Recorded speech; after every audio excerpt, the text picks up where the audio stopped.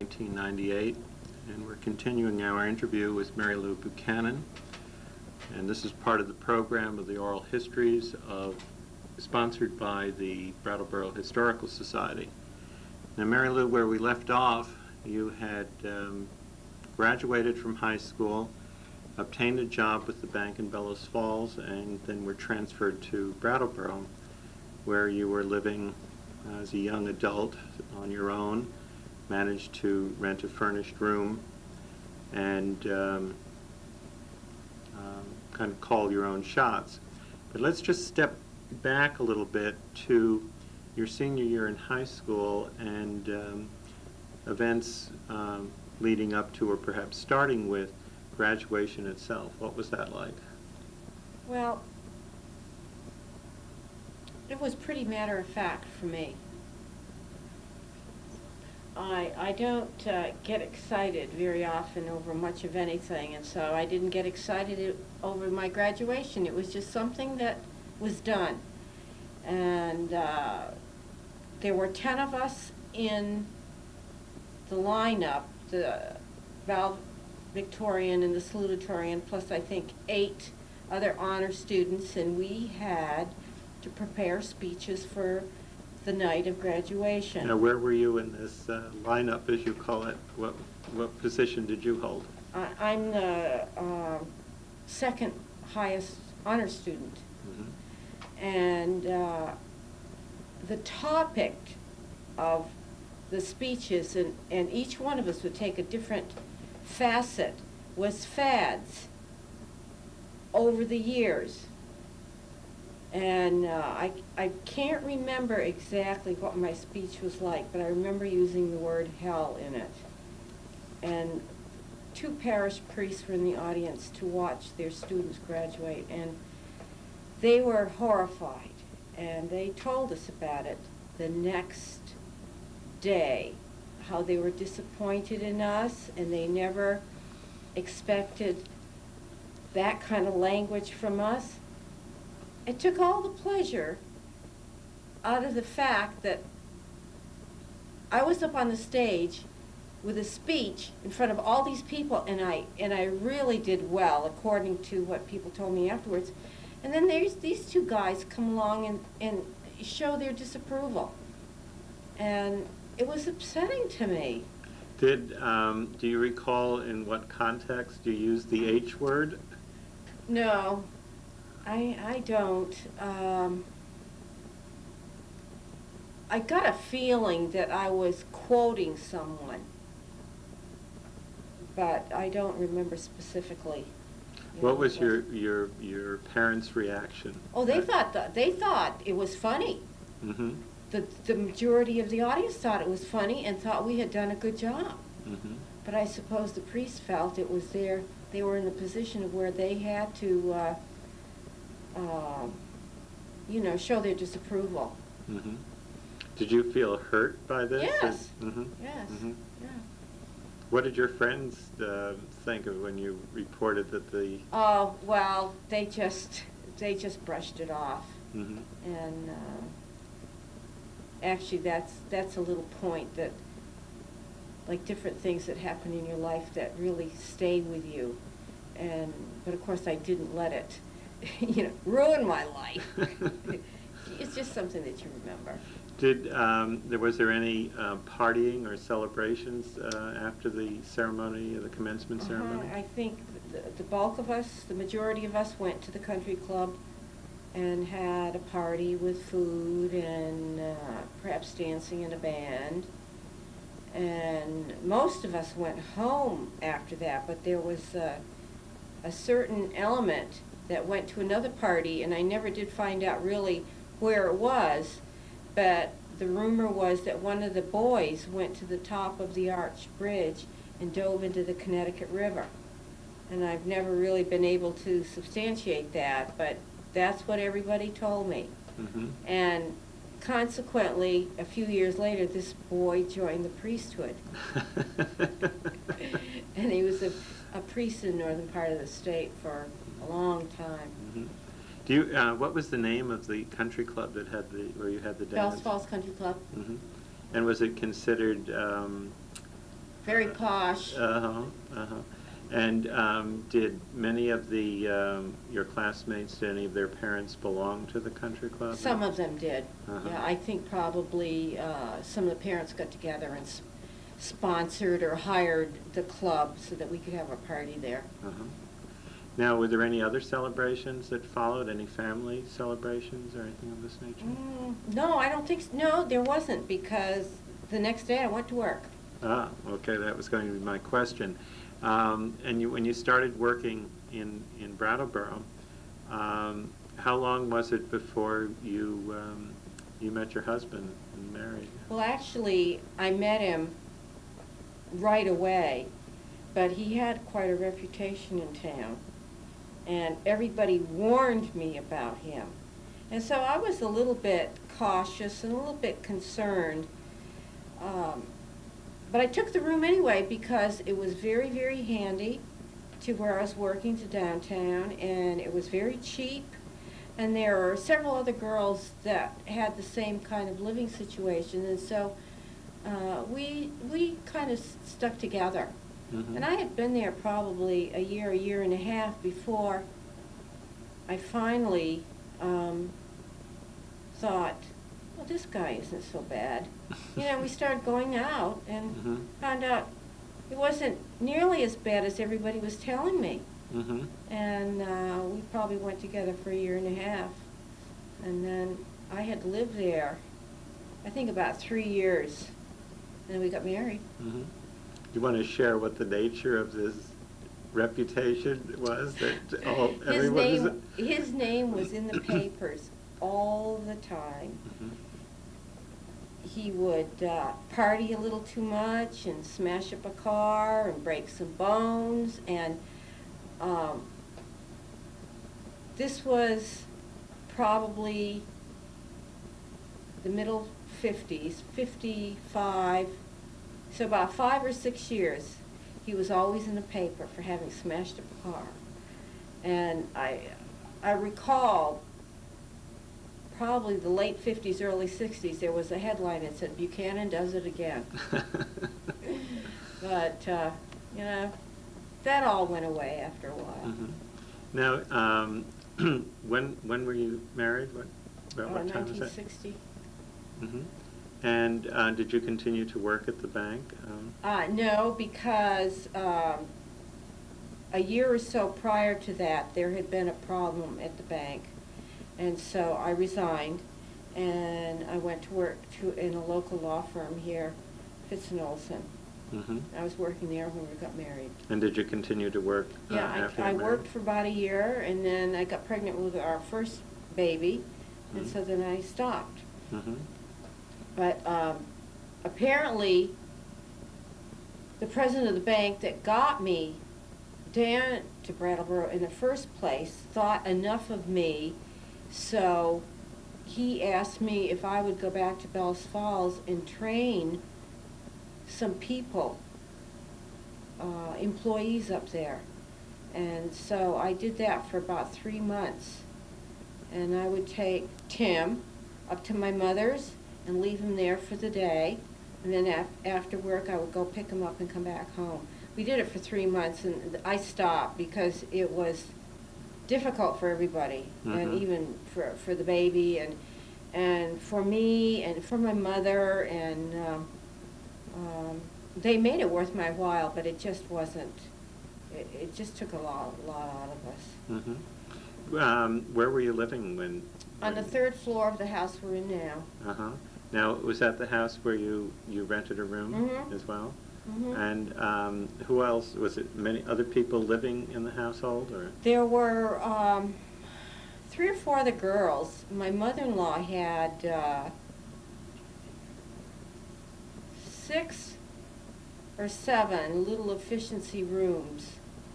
And so there was a variety of people that lived there all the time until she died. Mm-hmm. So there was this constant turnover of people. Mm-hmm. It was interesting because during our early years of being married, it was flutists and they had come to study with Marcel Moïse. And there was probably 5 or 6 years when there was not at least one flutist living there. Mm-hmm. Did they practice in the Yes, house? they practiced, Mm-hmm. and you just had to learn to tune it out, Uh-huh. because the scales, get Mhm. kind of tiring after a while. Did they invite you to any of their recitals? or- No, No? no. They were foreign students, a lot of them. They were Switzerland and Denmark and I think Germany. Mm-hmm. I mean, Marcel Moïse had quite a reputation. Now, where was he living or Well- giving lessons, or was he associated? His son and daughter-in-law were the ones that started the Brattleboro Music Center, Blanche Moïse. Mm-hmm. And so this would be Mr. Moïse's father, and he was up on South Street. Mm-hmm. So they would go up there to practice and get their Mhm. lessons. And Mm-hmm. How old was Tim when all this was happening? he was probably 2, Uh-huh. 3, 4 years old. Uh-huh. Yeah. In the meantime, we'd had Ralph. Uh-huh. So Ralph would have been about a year and a half, Mhm. 2, Mhm. there. So you have 2 children, 2 Mhm. boys? Mhm. What was it like as a young mother in Brattleboro when, with 2 boys, when they started school, compared to your experiences in Bellows Falls as a young child starting school and going through the grades? Yeah. I allowed them more freedom than I was ever allowed. I had to stay in the yard and stay within sight. But those days where it was still okay to let your kids play in the neighborhood, and I felt that they had to learn to be responsible. So I think Tim was about 4, and I sent him down the hill around the store, around the corner to the store to get something. And I remember standing in the window just waiting for him to come back. But I felt he needed that push to start him doing things for himself. Mhm. Because when my sister and I were still small, living at home, we were like, we were scared to death of everything. Mhm. And so I decided my kids weren't going to be like that. So I kind of urged them, or pushed Mhm. them out to start doing things for themselves. And Did you get any opposition from other mothers or No. your mother-in-law, husband? No. This was encouraged. Yeah.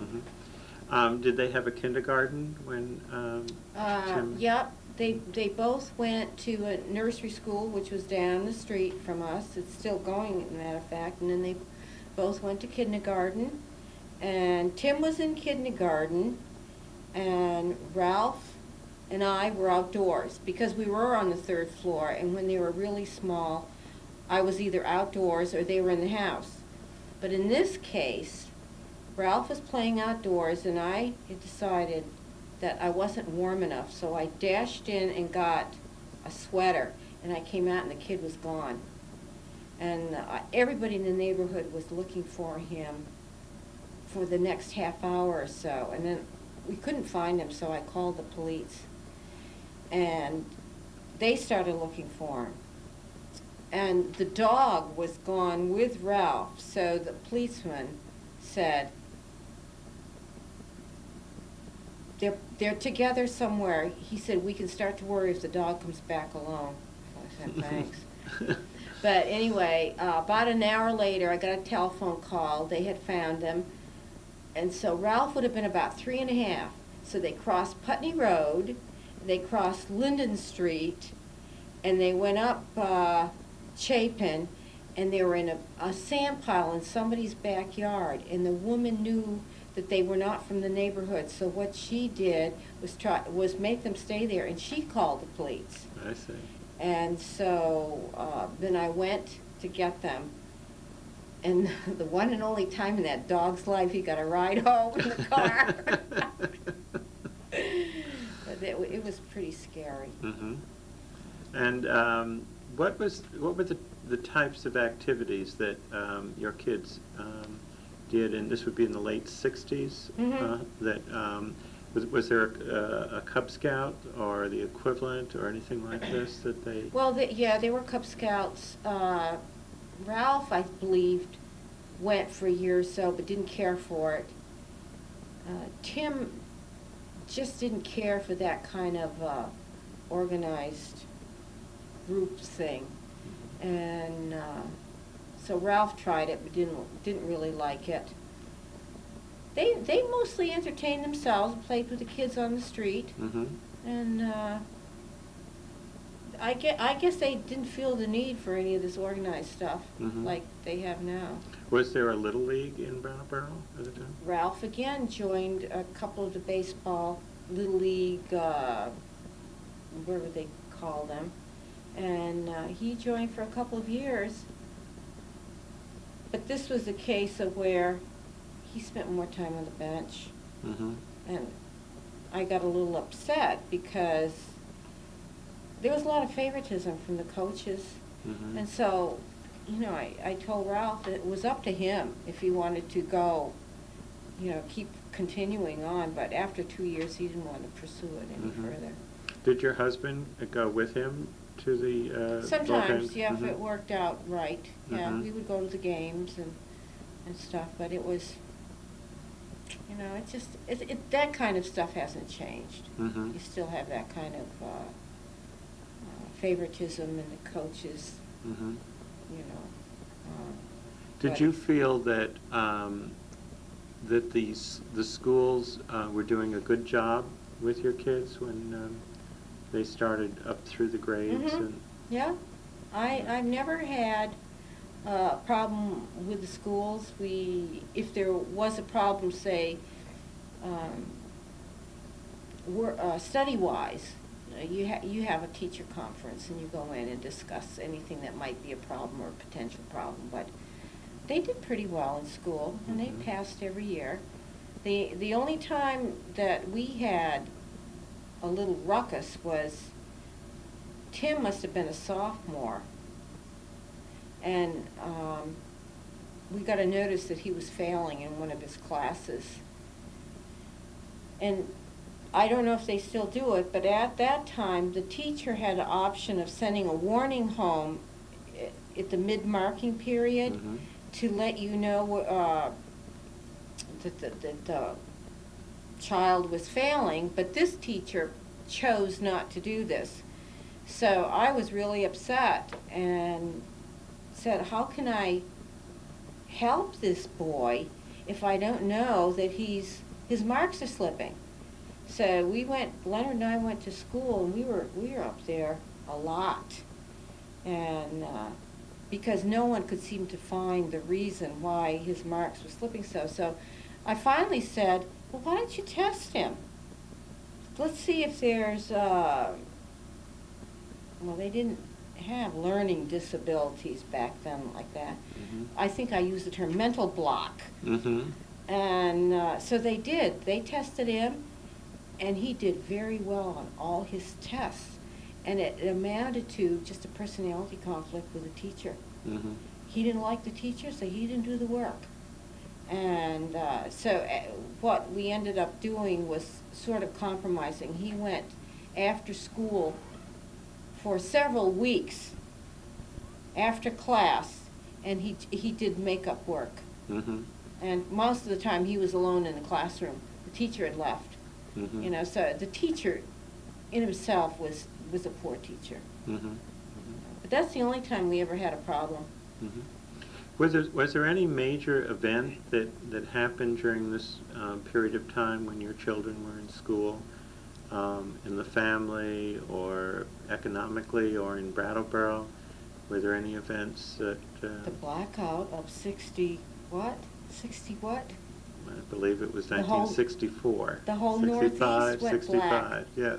Yeah. And what was going on in Brattleboro when that occurred? Well, I guess the same thing everywhere else. Not much, 'cause you couldn't see. But I remember all of us in the house had gathered downstairs. The boys were small, so they were sleeping. And we just waited it out. And someone had a battery-powered radio, and so we kept tuned into the radio. We had our candles, and I guess finally we got tired of waiting, and everybody Mhm. went to bed, and I think the next day was pretty much over. Yeah, it was restarted. It was in October when it occurred, or One- or November. I believe November. One thing that was exciting, though, that would happen is the trains would go through and set fire to the bank. Mhm. And that happened 3 or 4 times. This is when they had steam engines. No, When it this- was, it was something on the wheels or the Oh, brakes, and they called it mhm. a hot box. Yes. Mm-hmm. And if the conditions were just right, Mhm. and as they went down the track, they would send out sparks. And one night, when there was about 5 or 6 different fires along that bank, there was one in back of our house, and there was one in back of a couple houses up. And I remember Leonard, I think, stringing a garden hose, and of course it came out like a garden hose didn't do diddly squat, you know. But that was scary too. Mm-hmm. Did the fire department have to be called? Oh yeah, Mhm. yeah. But they don't have those hot boxes anymore on the train, so we don't have fires anymore. Do you? It was probably early in your marriage when President Kennedy was assassinated, and was there a vigil on television, or was television reception all not that great, or how was that addressed? Well, I can remember that afternoon because let me see, 60, when was that? Three. 63. So the boys would still be napping, and I was sitting in the kitchen doing something. Leonard was working the night shift, so he was sleeping, and it came over the radio. Mhm. And I went in and woke him up and told him this had happened. I don't believe we had TV yet, Mhm. so I couldn't watch. We had to go downstairs to Leonard's mother's, because she had a television set. And I remember the day of the funeral. Mhm. We all sat down there, and we ate lunch and glued to the TV set, and made an event out of it. Mhm. Was there a general sense of sad? What was the sense of Yeah, emotion? shock. Mhm. And, you know, you're horrified that something like this had happened. Mhm. You know, and it's kind of like it's hard to comprehend something like this. Mhm. But, What was the reaction later in the 1960s, early 70s, with the controversy over the Vietnamese War? Were there strong feelings against anti-war demonstrations, or I were don't they think supportive so. of it? Mhm. I don't recall that there was anything that, I just don't remember anything specific so that it stands out in my mind here locally. Mhm.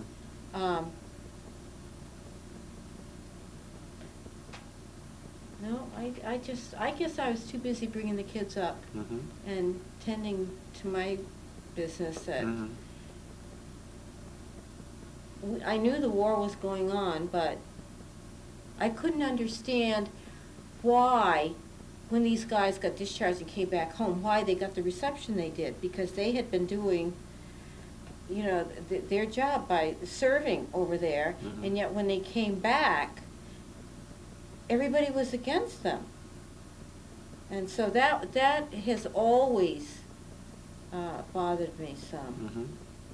Were there, this was also during the period of time of the communes and the flower children and that late 60s, early 70s generation. How did that impact on Brattleboro? Well, we had quite a well-known commune out in Guilford called Packard's Corners. Mhm. And I believe there were 2 or 3 other smaller ones scattered around. I think there was one in Putney. And of course, when those people came into town, everybody had to stop, and the long hair on the guys. But after a while, you just got so you accepted it. It wasn't anything different. It wasn't really that out of the ordinary Mhm. after you saw the same type of person coming into town all the time. Then they had a fire out there at Packard's Corners, and I can't remember whether somebody died in it. And that, I guess that must have lasted 8 or 10 years, and then it just fizzled, Mhm. slowly. I always thought if I was 10 years younger, I would have been in a commune. Did it divide the community of Brattleboro? No. It was kind of accepted Yeah, as a... yeah. Now, when you travel around Brattleboro right now, I believe there's 5 or 6 bookstores in the community. Has this been something that has always been the case, or do you recall when they started to develop more and more bookstores? No, there were just, actually, there was just one, which is a bookseller. And then, I can't even remember the years because it's been gone now for probably 7 or 8 years. There was the Green Mountain Bookstore where Collected Works is now. And that's all there was. Mhm. Just the 2 stores. Yeah, I don't know of any others. There's one in Mhm. Putney, Mhm. and of course Bells Falls. But the bookseller's been around here for years and years. Mhm. What do you think contributes to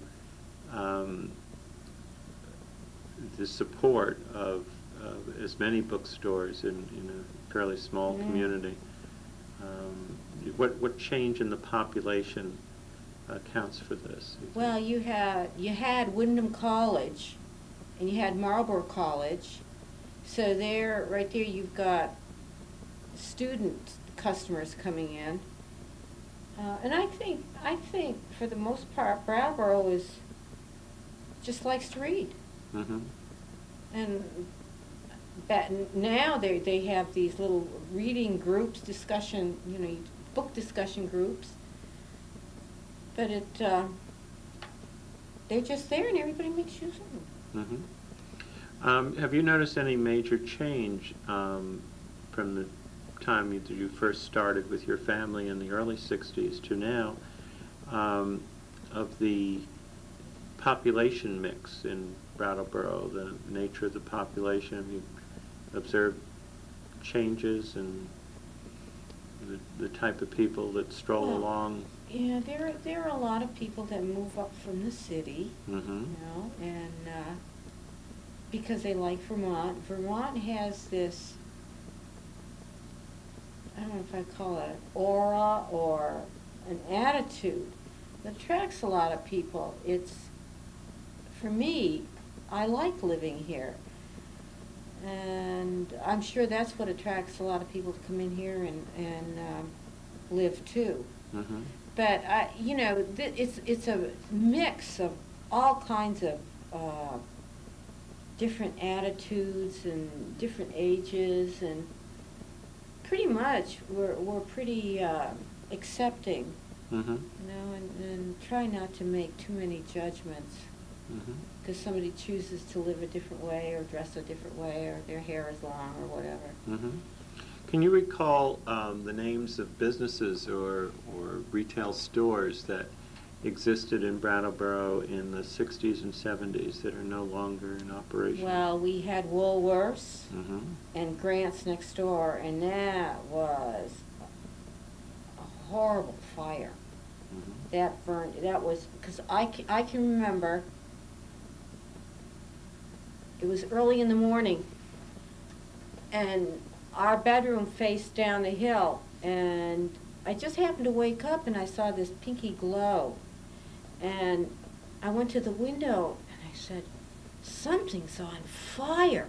And it was one of these, I think it was in the winter. So of course you have water that's freezing and everything, and that really was a big disaster. And then there was another fire on Elliott Street where the used bookstore is, Mhm. and through there. Mm-hmm. And seems to me that had a hardware store in it, and that went up. And then, of course, you have a lot of businesses that come in and out. I think if they're too specialized, they really don't have a chance, because after you buy a brass bed, how many more brass beds are you going to buy? Mm-hmm. So there's a big turnover of that type of store. And there were some quality women's clothing stores that aren't around anymore.